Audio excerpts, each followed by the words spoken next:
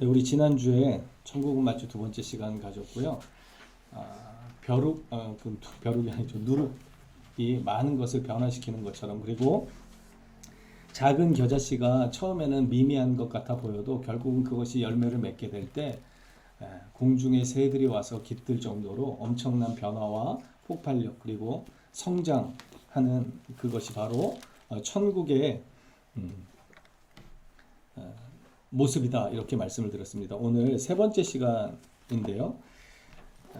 주님께서 이렇게 말씀하십니다. 우리 마태복음 여기 13장에 보시면 다시금 또 비유로 세 가지를 말씀하시는데, 44절에 보면 이렇습니다. 천국은 마치 밭에 감추인 보화와 같다. 밭에 감추인 보화와 같은데 사람이 이를 발견한 후 숨겨두고 기뻐하며 돌아가서 자기의 소유를 다 팔아 그 밭을 사느니라. 그러면 그냥 일반적인 우리의 사고로 이것을 받아들이면 대단히 이 사람이 파렴치한 사람 같아 보입니다. 왜냐하면 그 밭이 자기 것이 아니에요. 왜냐하면 이 끝절에 보니까 이렇게 이야기하거든요. 발견한 후에 숨겨두고 기뻐하고 돌아가서 자기의 소유를 다 팔아 그 밭을 사는 거예요. 이 밭을 살 때 그 밭에 이 보화가 감추인 사실을 비밀에 붙이는 것이죠. 원래 주인은 알지 못합니다. 그런데 주인이 아닌 사람이 이를 우연히 발견하게 된 거예요. 그런데 이게 너무나 귀한 것이기 때문에 누군가에게 말하지 않고 자기의 소유를 다 팔아가지고 그 밭을 사버리는 거예요. 어떻게 보면 세상적인 관점으로 보면 대단히 부당한 일을 저지른 것 같습니다. 그런데 오늘 그 뒤에 45절에도 나오는 좋은 진주를 구하는 장사와 같다, 이렇게 설명하면서 46절에 보십시오. 극히 값진 진주 하나를 발견하는데 이 사람도 어떻게 합니까? 자기의 소유를 다 팔아 그 진주를 삽니다. 여기서 중요한 것은 보화를 발견하고 값진 진주를 발견했을 때의 반응을 지금 주님은 우리에게 말씀하시는 거예요. 교훈하시는 거거든요. 그 밭의 주인에게 그것을 비밀리에 붙이고 이런 것이 중요한 포인트가 아니고, 그것을 발견했을 때 이 사람이 어떤 반응을 보이는가, 이것을 주님께서는 우리에게 말씀하시는 것입니다. 그래서 44절의 말씀을 다시금 보면 천국은 마치 밭에 감추인 보화와 같은데 우연히 발견하게 된 것이죠. 이 사람이 여기 45절과 46절에 나오는 이 진주를 구하는 장사는 그 사람의 직업이 진주를 구하는 직업이에요. 그래서 값진 거, 값어치 있는 거, 귀한 것을 찾아다닙니다. 그런데 오늘 44절에 나오는 이 사람은 거기에 대한 이야기가 전혀 없습니다. 그저 밭을 갈다가 우연히 발견한 것 같아요. 우연히 발견했는데 이게 너무 귀하다 보니까 자기의 모든 소유를 다 팝니다. 아끼지 않는 것이죠. 그만큼 이 천국은 값지다는 것입니다. 어떤 것과도 대체가 불가능한 것이라는 것을 지금 주님은 우리에게 말씀합니다. 그것의 값어치를 안 사람은 어떻게 행동하는가, 이렇게 말씀하시죠. 45절과 46절도 마찬가지죠. 천국은 마치 좋은 진주를 구하는 장사와 같은데 극히 값진 진주를 하나를 발견함에 가서 자기의 소유를 다 팔아 그 진주를 사느니라. 여기서 그 값진 진주 하나가요, 여러 개 중에 하나를 이야기하는 게 아니라 마치 우리가 신앙하고 있는 하나님이 유일하신 분인 것처럼 유일한 그 값진 진주를 이야기합니다. 여러 개 중에서 하나 값진 것이 아니라 그 중에서 아주 탁월하게 값진 것. 그래서 어떤 것과도 대체가 불가능한 그 진주를 발견했을 때 이 진주를 구했던 장사가 어떻게 합니까? 자기의 모든 걸 다 팔아버리는 거죠. 이것 하나가 나의 모든 소유보다 더 귀하다는 것을 그대로 드러내는 것입니다. 앞에 44절도 마찬가지죠. 그 보화가 자기의 모든 소유보다 훨씬 더 귀하다는 것을 그가 깨달은 것이죠. 그래서 바꾸는 데 있어서, 교환하는 데 있어서 전혀 거리낌이 없습니다. 천국은 그렇다는 거예요. 천국은 그만큼 우리의 모든 소유를 다 팔아도 전혀 손해가 되지 않은 만큼 귀하고 귀한 것이다 라고 하는 것입니다.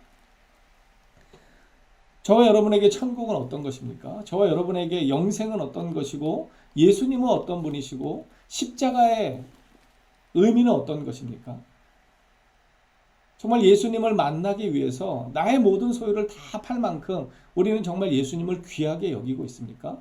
세상의 그 어떤 것과도 대체가 불가능한 유일하신 진리이시고 보화이시고 값진 진주이심을 여러분들은 믿고 따르고 그렇게 하고 계십니까? 오늘 주님은 이 비유를 통해서 우리에게 믿음의 도전을 이렇게 하십니다. 보화를 발견했을 때 당신은 어떻게 하겠는가? 진주를 발견했을 때 당신들은 어떻게 하겠는가? 너희들은 어떻게 하겠는가? 제자들에게 특별히 이렇게 묻고 계신 것입니다. 그 짐 엘리엇 선교사라고 하는 선교사가 있습니다. 제가 알고 있기로 칠레 출신의 선교사인데, 칠레가 아니군요.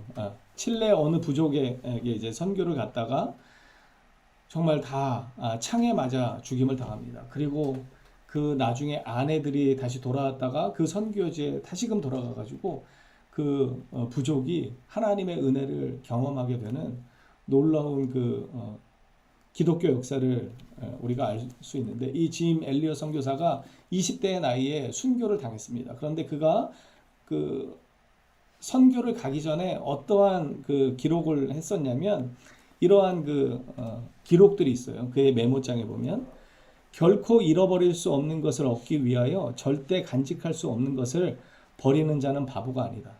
그럼 이게 이 문자로 딱 보시면 좀 이해가 되실 텐데 읽어드리니까 좀 그렇죠. 결코 잃어버릴 수 없는 것을 얻기 위해서 절대로 간직할 수 없는 것. 그러니까 끝까지 소유할 수 없는 것을 포기하는 것은 어리석은 게 아니라는 거예요. 바보가 아니라는 거예요. 절대로 없어지지 않을 영원한 생명을 위해서 이 땅에서 기껏 가지고 살다가 결국은 없어져 버릴 것들, 그것들을 포기하는 것은 바보가 아니라는 거예요. 어리석은 일이 아니라는 거예요. 이 짐 엘리엇 선교사는 20대의 나이에 생명을 주님 앞에 드리죠. 선교를 하다가 정말 무참히 살해를 당합니다. 그런데 그의 그 선교를 통해서 우리 지난주에 토마스 선교사와 마찬가지로 그의 순교를 통해서 놀라운 기적이 계속해서 일어났고, 그 부족이 하나님 앞에 나오는 구원의 역사가 새롭게 쓰여지게 됩니다. 그는 이 육신의 생명조차도 아끼지 않았습니다. 영원한 생명을 위해서, 하나님의 나라를 위해서, 그것을 쟁취하기 위해서 기꺼이 그 길을 달려갔던 것입니다. 그의 또한 다른 기록에 보면 이 비슷한 말씀인데 이런 구절이 있습니다. 영원한 것을 얻기 위해 영원하지 않는 것을 버리는 자는 절대 어리석은 자가 아니다. 여러분, 영원한 것이 무엇입니까? 영원한 것은 하나님의 나라이고 하나님이 주시는 참된 자유고 기쁨이고 영원한 생명입니다. 이것은 절대로 없어지지 않을 것이고 쇠해지지 않을 것이죠. 베드로전서에서 이야기하는 것처럼 이 세상의 것들은 없어지고 썩어지고 쇠하여지게 되어 있습니다. 그것이 하나님의 원리입니다. 그런데 많은 사람들이 이 썩어지고 없어지고 쇠하여질 것에 대해서 목숨을 걸고 살아가죠. 그래서 절대로 썩지 않고 없어지지 않고 영원한 하나님의 나라에 대해서는 많은 것들을 감수하지 않고 살아갑니다. 이것이 참 아이러니죠. 믿음의 사람들은 영원한 것이 무엇인지를 알아야 합니다. 그런데 그렇게 알지 못하고 살아가죠. 오늘 본문은 우리에게 그것을 말씀합니다. 정말 값진 진주와 보화를 발견할 그 믿음의 눈이 우리에게 있는가? 여러분, 그것이 먼저 값지다는 것을 우리는 알아야 합니다. 그것이 은혜죠. 우리에게 믿음의 은혜를 통해서 십자가를 바라볼 수 있게 하시는 것이 하나님의 은혜입니다. 이사야서 55장의 말씀을 보면요, 이렇게 기록합니다. 오호라, 너희 목마른 자들아 물로 나오라. 돈 없는 자도 오라. 목마른 자들아 나오라고 그렇게 말씀하시는데 돈이 없는 자도 나오라는 거예요. 마치 44절에 보화를 발견했는데 자기가 어떤 것을 막 구하지 않았습니다. 찾아 헤매지 않았어요.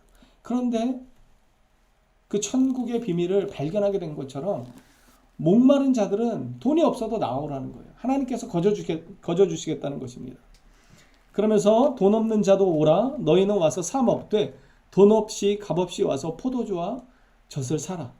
너희가 어찌하여 양식이 아닌 것을 위하여 은혜를 달아주며 배부르게 하지 못할 것을 위하여 수고하느냐. 내게 듣고 들을지어다. 그리하면 너희가 좋은 것을 먹을 것이며 너희 자신들이 기름진 것으로 즐거움을 얻으리라. 너희는 귀를 기울이고 내게로 나와 들으라. 그리하면 너희의 영혼이 살리라. 하나님의 말씀 앞에 나오라는 것입니다. 영혼이 굶주린 자들, 세상 가운데서 아무리 삶의 의미를 찾으려고 헤매는 자들이라도 주님을 떠나서는 그 삶의 의미를 찾을 수 없는 것처럼 주님 앞에 나오라는 것입니다. 자격이 없어도 나오라는 거예요. 돈이 없어도 나오라는 그 말씀입니다. 그렇게 나와서 하나님의 말씀을 들을 때 어떤 일이 있습니까? 너희의 영혼이 살리라 이렇게 말씀합니다. 영원한 생명을 얻게 되리라 말씀하시는 것입니다. 내가 너희를 위하여 영원한 언약을 맺으리니 곧 다윗에게 허락한 확실한 은혜니라. 여러분, 천국은 우리에게 어떤 것을 처음에 대가를 바라지 않습니다. 거저 주시는 은혜죠. 그런데 거저 주시는 이 은혜에 진짜 하나님의 사랑과 은혜를 깊이 깨달은 사람들은 어떻게 반응하는가? 자기의 소유를 다 파는 것입니다. 여기에 보면 44절과 46절에 동일한데요. 다 팝니다. 모두 팝니다. 아끼지 않고 팝니다. 남겨두지 않고 파는 거예요. 이것은 무엇입니까? 우리의 전심 전력을 다한다는 것입니다. 제가 좋아하는 구절 중에 예레미야 29장 13절의 말씀이 있는데요. 거기 보면 이렇습니다. 너희가 전심으로 나를 찾고 찾으면 나를 만나리라. 주님께서 우리에게 약속하셨습니다. 우리가 하나님께서 우리를 만나주시죠. 여러분이 하나님을 아무리 만나고자 한들 하나님이 만나주시지 않으면 아무 소용이 없습니다. 그런데 하나님께서는 성령의 은혜를 통해서 예수님의 십자가의 구속을 우리로 하여금 깨닫게 하시고 우리의 입술을 열어서 하나님을 나의 하나님이다 고백할 수 있도록 은혜를 주십니다. 이것이 바로 거저 주시는 은혜죠. 그리고 그 거저 받은 은혜를 우리가 그 은혜를 발견하고 난 다음에는 어떻게 해야 된다는 거예요? 그 다음부터는 우리의 삶이 바뀌어야 된다는 것입니다. 값진 진주를 구하는 그 장사가 발견하게 됐습니다. 하나를 유일한 값어치 있는 진주를 발견하게 되니까 발견한 다음에 어떻게 합니까? 자기의 소유를 다 팝니다. 아끼지 않고 팔고 남겨두지 않습니다.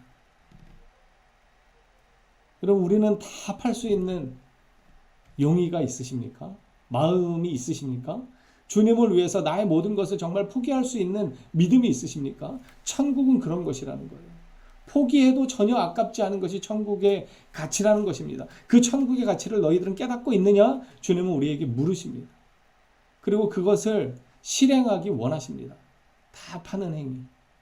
모든 것을 아끼지 않고 주님 앞에 내어놓는 이 믿음의 고백이 우리에게 있어야 하는 것입니다.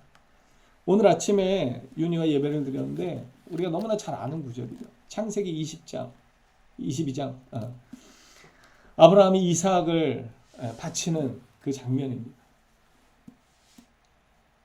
아브라함에게 있어서 이삭은 전부입니다. 자기의 소유의 전부입니다. 아들일 뿐만 아니라 이삭은 하나님의 약속의 근거이고 본질입니다. 그런데 그 하나님의 약속, 은혜의 본질인 그 이삭을 하나님 앞에, 하나님의 명령 앞에 순종하며 그 이삭을 드리기 위해서 모리아산으로 데리고 가죠. 심지어 그 아들을 밧줄로 꽁꽁 묶어매고 산채로 죽이려고 합니다. 이제 살아있던 그 생명을 취하려고 합니다. 그때 하나님께서 너의 믿음을 보았다. 내 독자 이삭을 아끼지 않고 나에게 드리는 걸 보았다. 그렇기 때문에 너에게 복을 주시겠다. 이렇게 말씀합니다. 그런데 우리가 이 장면에서 한 가지 더 기억해야 하는 것은 어린 양이 수풀에 걸려 있습니다. 그리고 우리가 잘 아는 것처럼 이 어린 양은 예수 그리스도를 예표하는 것입니다. 그리고 그 어린 양은 어떻게 됐습니까? 이삭은 번제물로 드려질 뻔하다가 내려왔습니다. 그런데 그 어린 양은 어떻게 됐습니까? 번제로 드려졌습니다. 이것이 하나님과 예수님의 합작이고 우리를 향하신 놀라운 구속의 은혜입니다. 이 놀라운 사랑과 은혜를 통해서 우리는 천국을 발견하게 되는 것입니다. 천국을 바라볼 수 있게 된 것입니다. 여러분, 그 영원한 천국, 하나님의 이 살아 숨쉬는 사랑, 말할 수 없는 이 사랑이 넘치는 이 천국을 여러분들이 발견하게 된다면 우리는 어떻게 해야 될까요?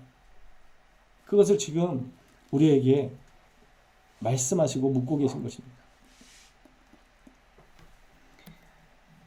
마태복음 19장에 보면 부자 청년이 나옵니다. 이 부자 청년은요, 진주를 구하는 장사와 비슷했던 사람 같아요. 구도자죠. 무언가 삶의 의미를 찾고 영원한 생명을 찾아 헤맸던 사람인 것 같습니다. 그렇기 때문에 그가 예수님께 나와 직접 묻습니다. 선생님이여, 내가 무슨 선한 일을 하여야 영생을 얻을 수 있겠습니까? 진지합니다. 그가 부자이면서도 영원한 생명에 대해서 늘 심사숙고했던 사람입니다. 그리고 예수님의 놀라운 소식을 듣고 예수님 앞에 직접 나오죠. 그러면서 예수님께 묻습니다.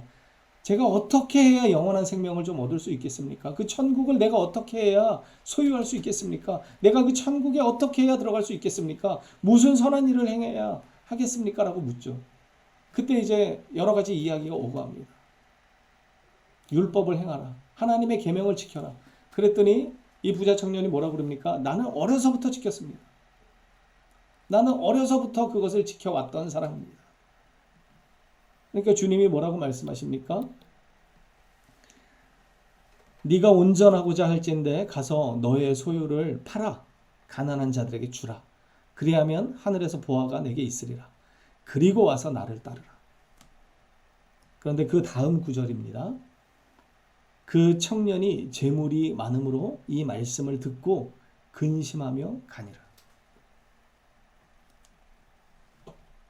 그는 처음부터 계명을 지켰다라고 자부했습니다. 착각했어요. 여러분, 첫 계명이 뭐죠? 10계명의 첫 계명이 뭐죠? 저도 생각이 안 나니까 여러분들도 나 외에 다른 신을 두지 말라. 두 번째가 뭡니까? 우상을 만들지 말라입니다. 그는 자신이 하나님의 계명을 철저하게 지키고 있는 믿음의 사람, 축복받은 하나님의 백성이라고 자부했습니다. 그런데 그는 첫 계명과 두 번째 계명을 다 지켜본 적이 없는 사람입니다. 그는 재물을 하나님 대신 만들어 버렸고 그 재물이 우상이 되어버린 사람입니다. 그래서 그가 하나님의 이 말씀, 예수님의 그 권면 앞에 돌아서지 못하는 거예요. 회개하지 못하는 거예요. 그 재물이 하나님이 되어버렸고 그 재물이 자신의 우상이 되어버렸기 때문에 영원한 생명을 얻을 수 있는 길을 지금 예수님이 제시하셨습니다. 저기 값진 진주가 저기 있다. 그러니까 너의 소유를 다 팔아서 그것을 사면 된다. 저 밭에 보화가 감추어져 있으니 너의 모든 소유를 다 팔아서 그 밭을 사거라. 이렇게 직접 말씀하셨습니다. 그런데 중요한 건 무엇입니까? 이 청년은요, 부자는 자기의 소유가 너무 많은 거예요. 계산을 했는데 어떻게 된 겁니까? 그 값진 진주 하나, 정말 영원한 생명과도 같은 그 진리를 이 소유물과 비교했을 때 부동호가 자기의 소유 쪽으로 이렇게 열려진 것입니다. 더 귀하다고 여긴 거예요. 영원한 생명보다 실제적으로 그 말씀을 듣고 보니까 자기의 소유가 훨씬 더 아까운 거예요. 그래서 어떻게 해요? 근심하다가 떠나가. 많은 사람들이 이렇습니다.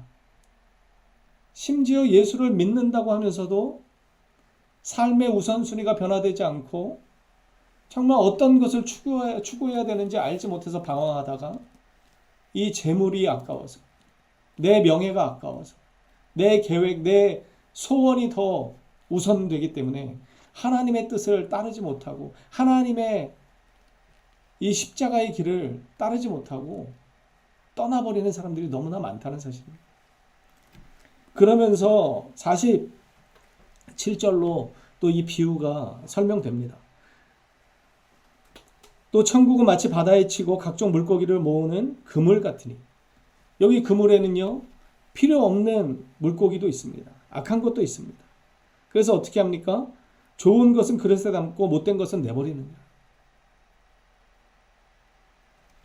밭을 발견하고 보화를 발견하고 진주를 발견하고도 자기 소유를 팔지 않는 사람들은 천국에 마땅하지 않은 사람들입니다.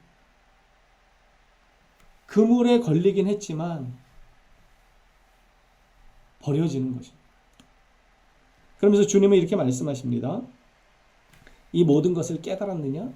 제자들에게 이렇게 물으시는 거예요. 그러니까 제자들이 대답합니다. 그렇습니다. 우리가 깨달았습니다. 52절의 말씀 보십시오. 예수께서 이르시되 그러므로 천국의 제자된 서기관마다 마치 새 것과 옛 것을 그 곳간에서 내오는 집주인과 같다. 여러분, 여기 당시의 서기관들을 이야기하는 것이 아니고요. 예수님의 제자들, 예수님을 통해서 이 예수님의 진리를 깨달은 사람들을 이야기하는 것입니다. 마태복음 5장에 보면 예수님이 율법을 폐하러 온 줄로 아느냐? 이렇게 말씀하십니다. 나는 율법을 폐하러 온 게 아니라 율법을 완성하러 오셨다 말씀하셨습니다. 그러니까 구약이 결국은 누구를 예표하는 거예요? 오실 메시아를 예표하는 것이었습니다. 구약과 신약은 전혀 다른 것이 아니고요. 구약은 그림자이고 신약은 그 그림자이신 실체가 오신 것을 이야기하는 것입니다. 하나입니다. 그래서 그 이 모든 진리를 깨달은 자는 어떻게 되는 거예요? 구약과 신약을 통해서 하나님의 나라를 보게 되는 것입니다. 바로 구약에서 말씀하시는 그 메시아가 예수님이심을 깨닫는 거예요. 여러분, 믿음이 성숙하면 어떻게 됩니까? 우리의 삶을 통합할 수 있는 능력이 있어야 됩니다. 이 무슨 말씀이냐면요. 믿음이 성숙한데 삶의 태도나 삶의 모습이 전혀 성숙하지 않은 분들이 있습니다. 믿음은 대단히 성숙해 보입니다. 말씀을 너무 많이 알고 기도를 하는 모습을 보면 대단히 성숙한 사람 같아 보입니다. 그런데 사람들과의 관계에서, 사회생활 관계에서, 그리고 가족 간의 관계나 여러 가지 면에서 대단히 미숙한 면을 보일 때가 있습니다. 보이는 분들이 있어요. 이게 어떻게 된 것입니까? 말씀의 은혜를 통합하지 못하는 거예요. 여러분, 믿음은 나의 삶을 통합할 수 있어야 합니다. 믿음을 통해서 내 삶이 변화되고 성숙되고 열매 맺는 삶이 되어야 하는 거예요. 그런데 믿음을 갖고서도 통합하지 못하고 여전히 헤매며 살아갑니다. 많은 사람들과 관계에서 어그러진 채 살아갑니다. 이것은요, 참된 믿음이 아니에요. 참된 말씀을 깨닫는 자의 모습이 아닌 것입니다.